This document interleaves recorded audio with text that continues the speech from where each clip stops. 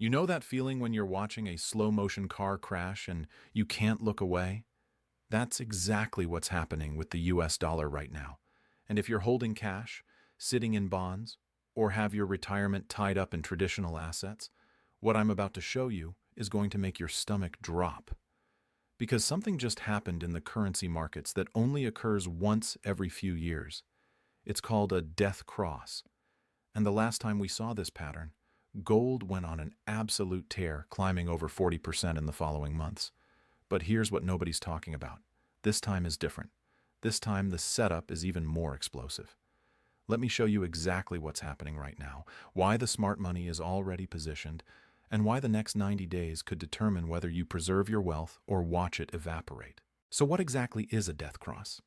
In technical analysis, it's when a short-term moving average crosses below a long-term moving average. Think of it like this. Imagine you're watching two rivers flowing side by side. For months, maybe years, the faster river has been running above the slower one. Then suddenly, the fast river drops below. That crossover, that's your warning sign that the current has fundamentally changed direction.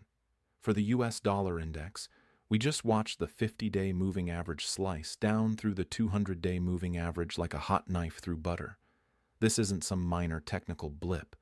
This is the market's way of screaming that the dollar's strength is crumbling, and it's crumbling fast.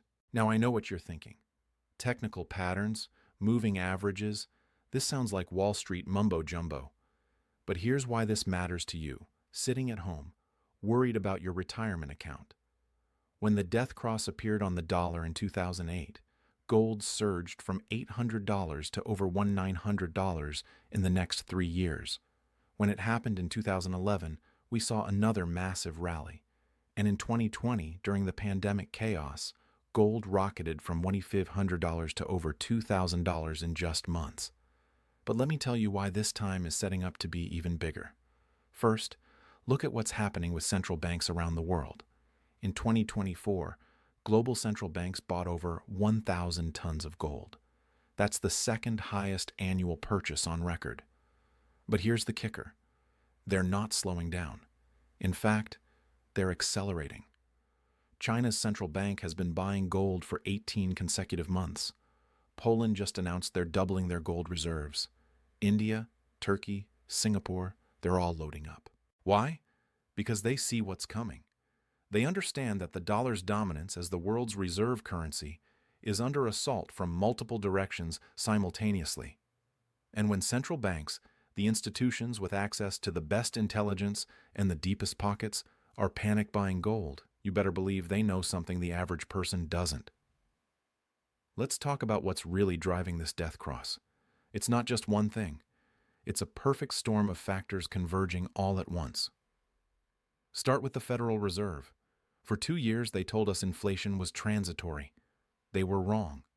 Then they jacked up interest rates faster than any time in 4 decades, trying to crush inflation. And you know what? They succeeded, sort of. Inflation came down from 9% to around 3%. But here's the problem. They can't keep rates this high forever, without breaking something. And things are starting to break. Regional banks are sitting on hundreds of billions in unrealized losses on their bond portfolios. Commercial real estate is imploding. Credit card defaults are spiking. The cracks are showing everywhere you look. So what's the Fed going to do? They're going to cut rates. They have no choice. And when they do, the dollar is going to weaken further. It's basic economics. Lower interest rates make a currency less attractive to foreign investors. Less demand for dollars means a weaker dollar. And a weaker dollar means gold, priced in dollars, goes higher. But it gets worse. Because while the Fed is trapped between inflation and recession, the U.S. government is spending money like there's no tomorrow. The federal deficit just hit $1.7 trillion. That's trillion with a T. We're adding $1 trillion to the national debt every 100 days now. Think about that. Every single day, the U.S. government is borrowing nearly $10 billion just to keep the lights on. And who's buying all this debt? Well, that's the terrifying part. Foreign buyers are backing away. China has been dumping U.S. treasuries for months.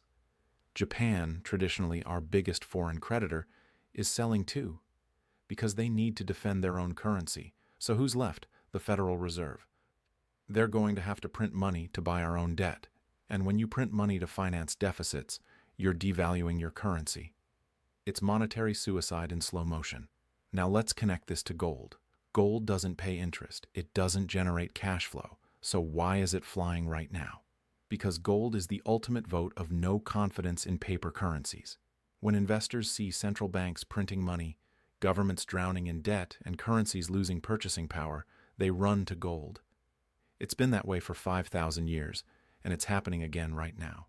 Look at the price action. Gold started 2024 at around $2,040 per ounce.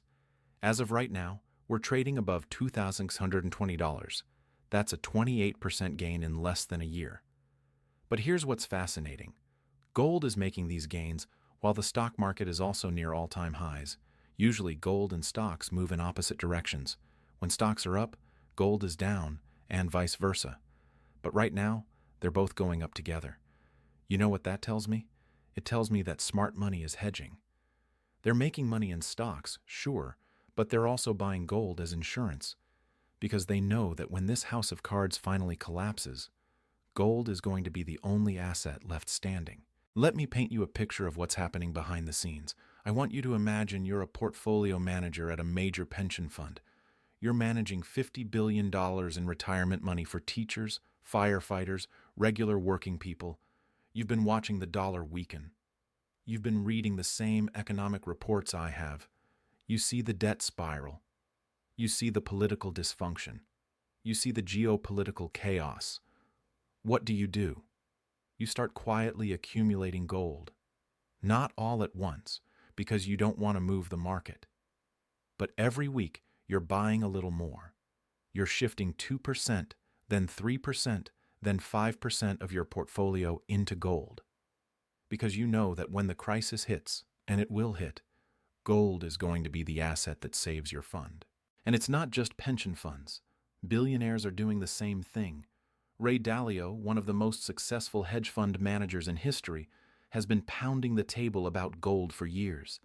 He's said publicly that every portfolio should have 5 to 10% in gold. Stanley Druckenmiller, another legendary investor, recently disclosed a massive position in gold miners. These guys didn't get rich by being stupid. They see what's coming. Here's something else that's happening that most people don't understand. The physical gold market is completely disconnected from the paper gold market. Let me explain what that means. When you see the gold price quoted on CNBC or Bloomberg, that's the paper gold price. That's the price of gold futures contracts traded on the COMEX in New York. But here's the dirty secret. Most of those contracts are never settled in physical gold. They're just bets on the price. It's like betting on a horse race without ever owning a horse. But in the physical market, where actual bars and coins change hands, there's a shortage developing. Premiums on physical gold are spiking. Delivery times are stretching out. Refineries are running at full capacity and still can't keep up with demand. The U.S. Mint has been rationing gold and silver coins because they can't produce enough to meet demand. What happens when the paper market and the physical market diverge too far? Eventually, the paper market breaks. And when it breaks, the price of physical gold is going to explode higher as everyone scrambles to get their hands on the real thing. Think about what happened in the nickel market in 2022. The London Metal Exchange had to halt trading and cancel billions in trades because the paper price got so disconnected from physical reality that the entire market seized up.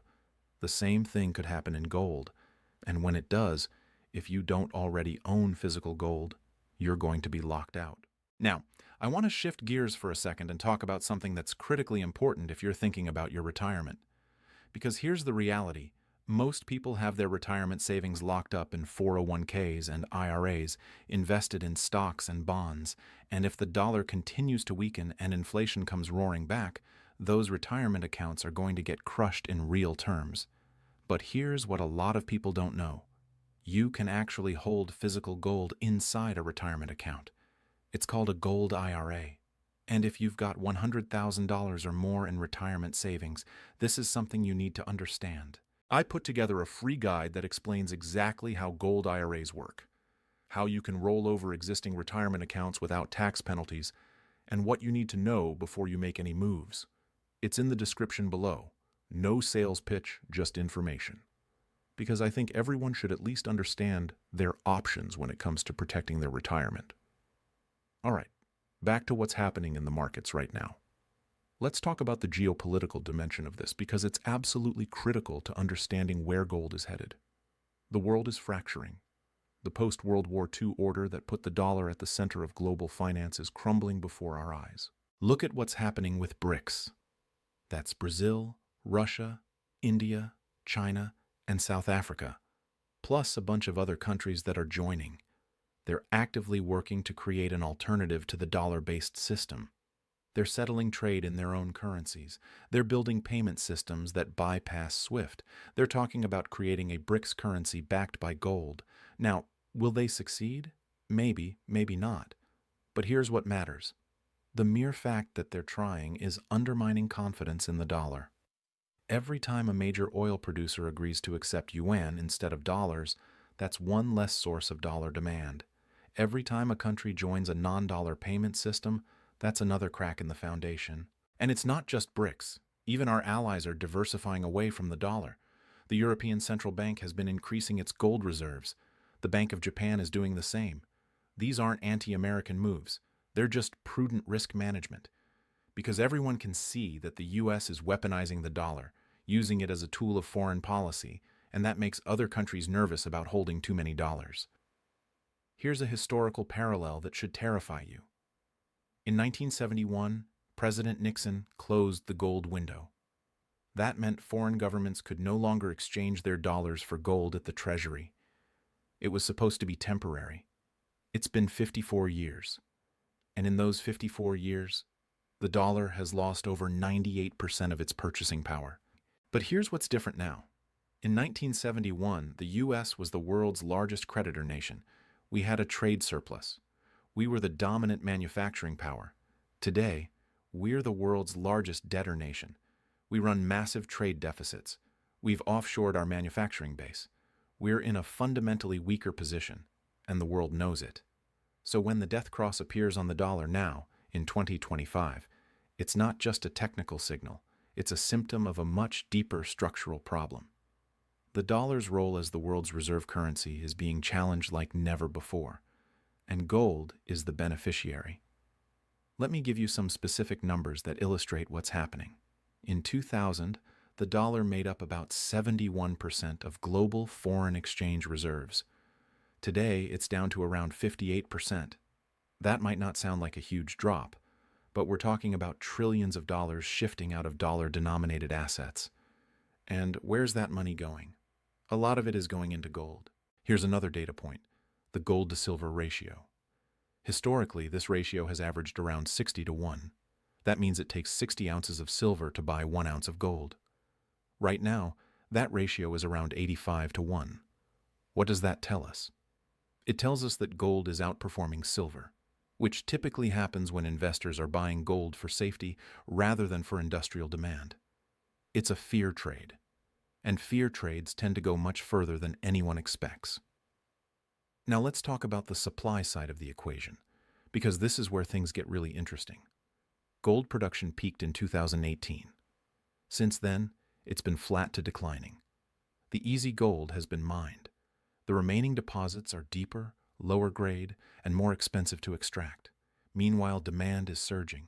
You've got central banks buying, you've got retail investors buying, you've got institutions buying, and you've got a supply that can't keep up. What happens when demand exceeds supply? Prices go up. It's economics 101. But in the gold market, the supply response is incredibly slow. It takes 7 to 10 years to bring a new gold mine into production. So even if gold prices double from here, we're not going to see a flood of new supply hitting the market anytime soon. That means this bull market in gold has room to run for years. Let me tell you a story that illustrates what's happening right now. In 2008, during the financial crisis, a friend of mine who worked at a major investment bank told me something I'll never forget. He said, "When the crisis hit, we had clients calling us, begging to buy gold. Not paper gold, physical gold, and we couldn't get it. The vaults were empty.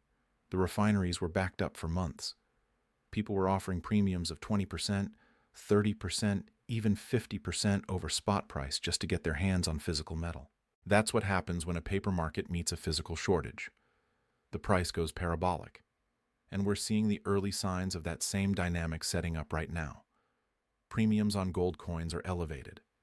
Delivery times are stretching out.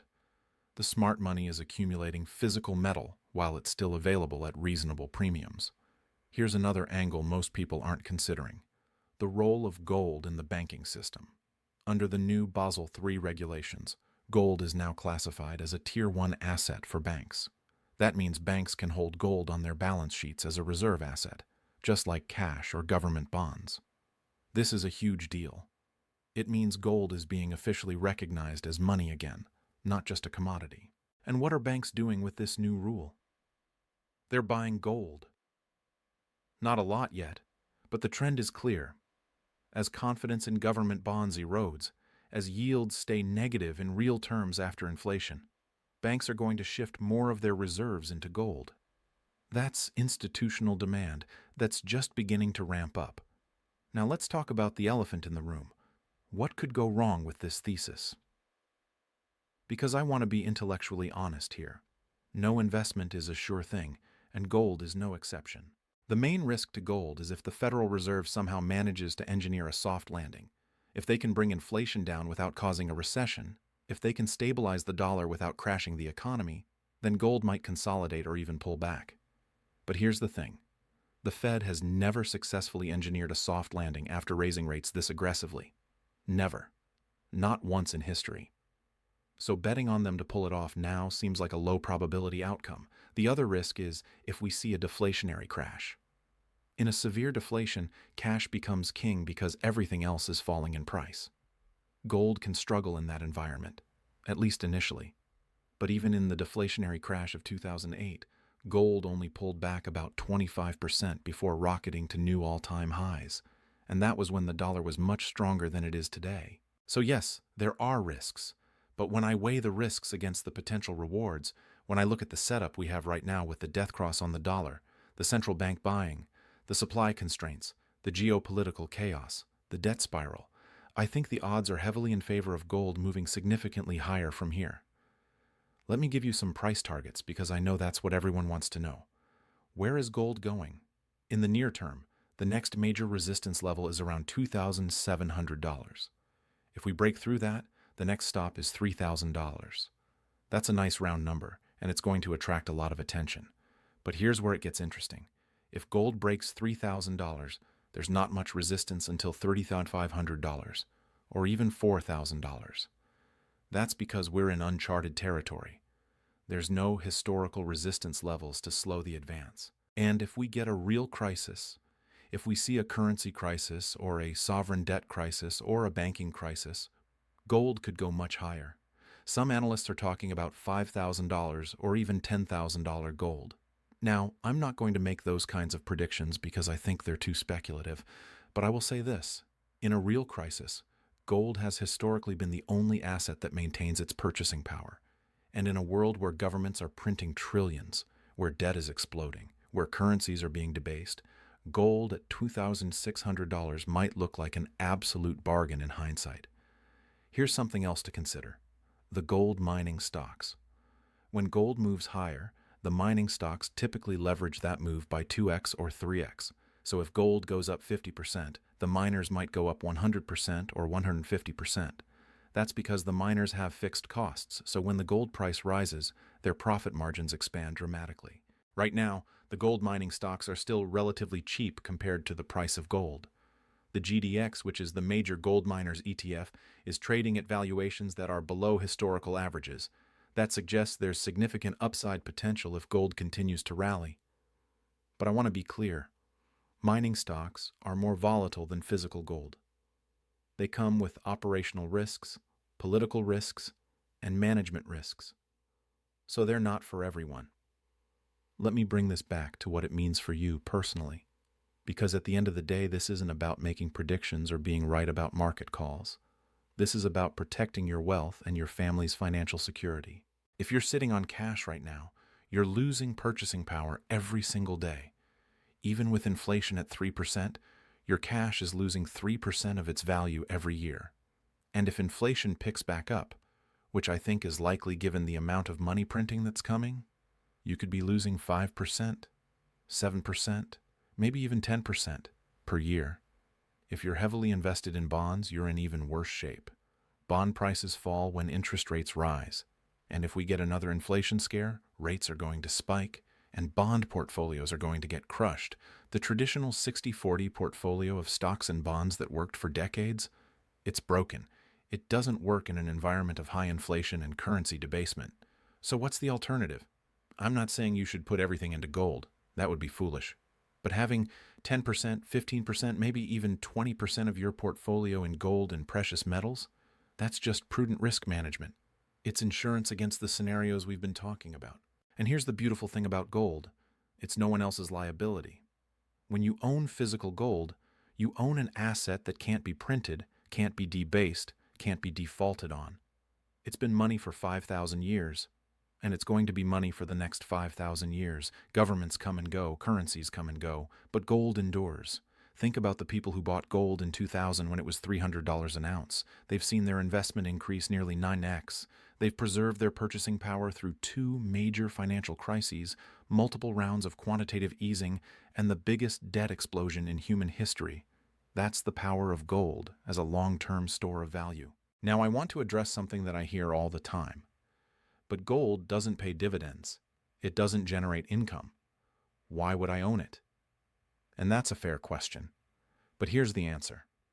Gold is not an income investment. It's a wealth preservation investment. It's insurance. You don't buy fire insurance on your house expecting it to pay you dividends. You buy it so that if your house burns down, you're protected. Gold is the same thing.